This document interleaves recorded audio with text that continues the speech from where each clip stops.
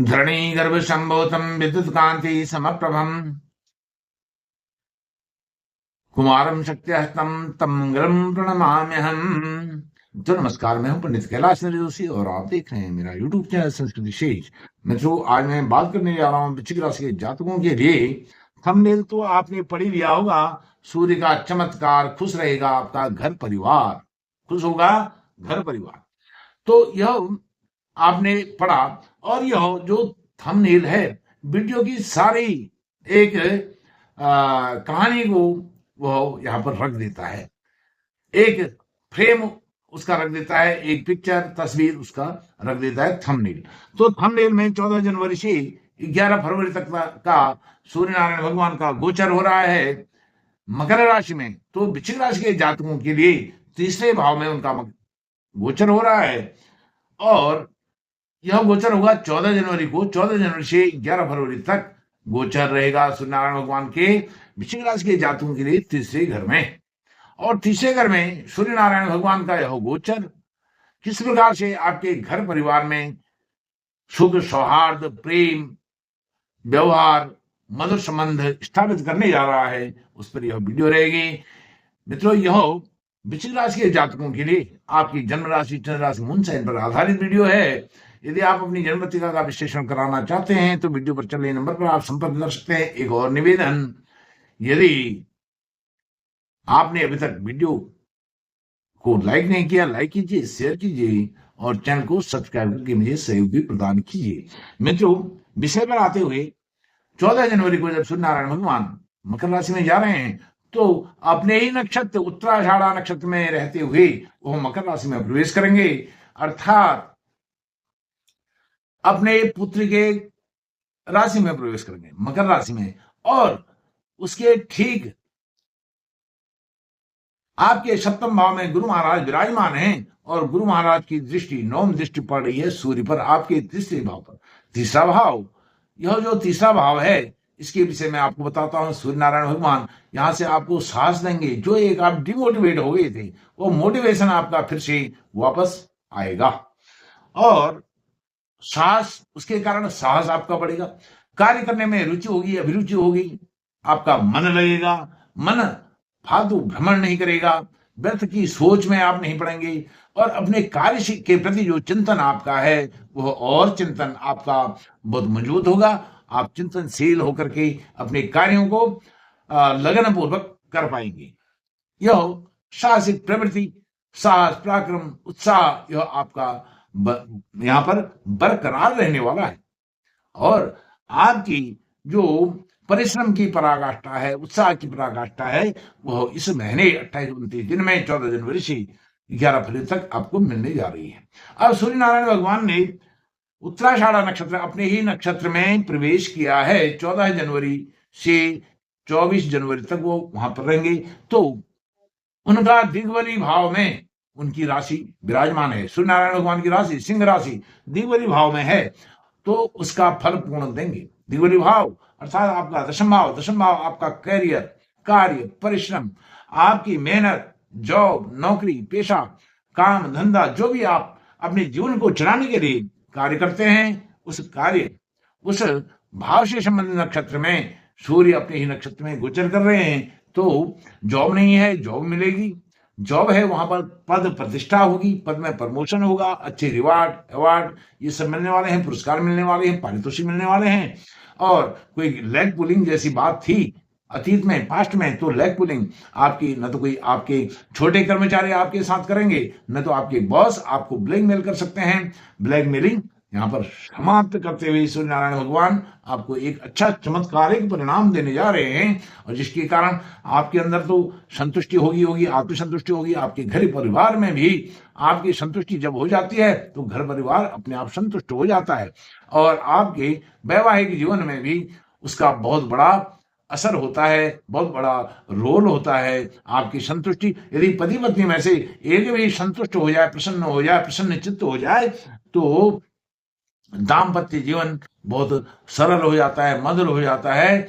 इस प्रकार से सूर्य नारायण भगवान फिर जाएंगे श्रवण नक्षत्र में। श्रवण नक्षत्र है चंद्रमा का नक्षत्र। श्रवण नक्षत्र में जब जा रहे हैं, एक बात आपको और बताता हूं, 14 जनवरी को जब सूर्य नारायण भगवान मकर राशि में प्रवेश कर रहे हैं तो चंद्रमा कहाँ है? आपके भाग्य भाव में है। आपके भाग्य भाव में उस दिन चंद्रमा है। पूर्ण चंद्रमा और सूर्य का पूर्ण समसप्तक योग बन रहा है। चंद्रमा सूर्य को पूर्ण दृष्टि से देख रहे हैं और सूर्य चंद्रमा को पूर्ण दृष्टि से देख रहे हैं। यह अद्भुत योग है, अद्भुत संयोग है। और गुरु सूर्य को नवम दृष्टि से देख रहे हैं। तो इसी कारण से उस दिन मकर संक्रांति के दिन से पूर्ण कुंभ प्रयागराज में ऐसी स्थिति बनती है जब गुरु वृषभ राशि में हो और सूर्य मकर राशि में हो और चंद्रमा की दृष्टि सूर्य पर हो जाए। इससे बड़ी बात और कुछ नहीं हो सकती है। अब चंद्रमा 24 जनवरी से 6 फरवरी तक चंद्रमा के नक्षत्र में सूर्य का गोचर होगा, श्रवण नक्षत्र में। श्रवण नक्षत्र चंद्रमा का परम प्रिय नक्षत्र है। और तो चंद्रमा की राशि नवम भाग्य भाव आपका बनता है। भाग्य का साथ मिलेगा। जो भी आप मेहनत करेंगे, परिश्रम करेंगे, उस परिश्रम, मेहनत, पुरुषार्थ का परिणाम भाग्य भी उसमें आपको साथ देने वाला है। 24 जनवरी से 6 फरवरी तक यह 12-13 दिन आपके लिए बहुत महत्वपूर्ण होने वाले हैं। पूरा महीना ही आपके लिए महत्वपूर्ण है जब वहां चंद्रमा की दृष्टि हो रही है सूर्य पर और गुरु की दृष्टि हो रही है। चंद्र गुरु जब किसी भी भाव को देखते हैं, किसी भी ग्रह अन्य ग्रह को देखते हैं तो अपने आप सारे दोष समाप्त हो जाते हैं, सारे शुभ फल प्राप्त होने लगते हैं, शुभ परिणाम आने लगते हैं।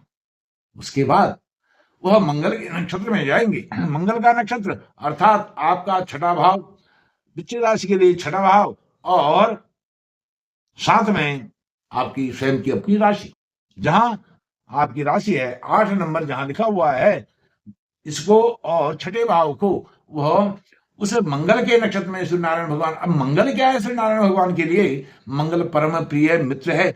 सूर्य राजा हैं तो मंगल सेनापति हैं, सेनाध्यक्ष हैं, सैनिक हैं, कुछ भी आप कह लीजिए। उनके दाएं बाएं हाथ हैं। कौन?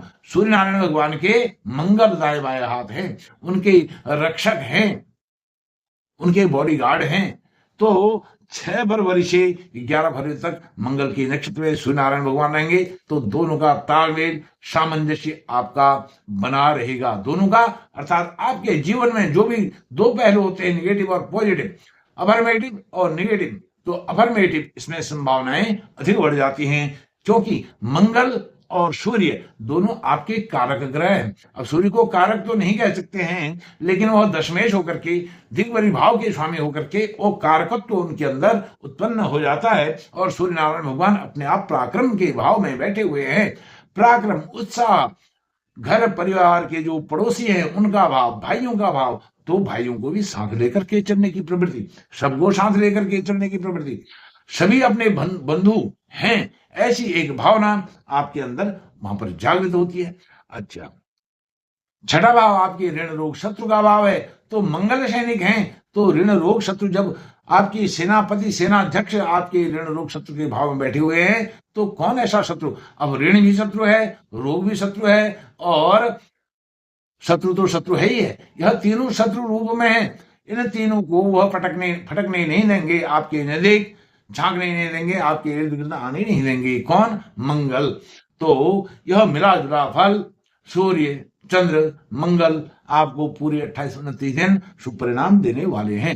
और आपको एक बात और बताऊं, गुरु आपके सप्तम भाव में, आपके पार्टनरशिप वाले भाव में बैठे हुए हैं। पार्टनरशिप का यदि काम आपका है उसमें बहुत अच्छा परिणाम आपको मिलने वाला है। और साथ में क्योंकि सूर्य नारायण भगवान और गुरु नवम पंचम का योग बना रहे, यह बहुत अच्छा योग है गुरु और सूर्य के लिए। नवम पंचम योग, गुरु की दृष्टि सूर्य पर बहुत अच्छी है। उच्च शिक्षा के स्वामी भी गुरु हैं, सप्तम भाव में बैठे हुए हैं। उच्च शिक्षा, एजुकेशन और संतान भाव से भी आपको बहुत लाभ इस महीने मिलने जा रहा है 14 जनवरी से 11 फरवरी के बीच में। और आपके लाइफ पार्टनर के साथ भी आपके रिलेशन बहुत अच्छे होने जा रहे हैं, अच्छे होंगे क्योंकि गुरु और सूर्य का जब नवम पंचम योग बन रहा है तो वह सूर्य नारायण भगवान अपने परम मित्र गुरुवर जहां विराजमान हैं, तो और गुरु सूर्य को नौम दृष्टि से देख रहे हैं,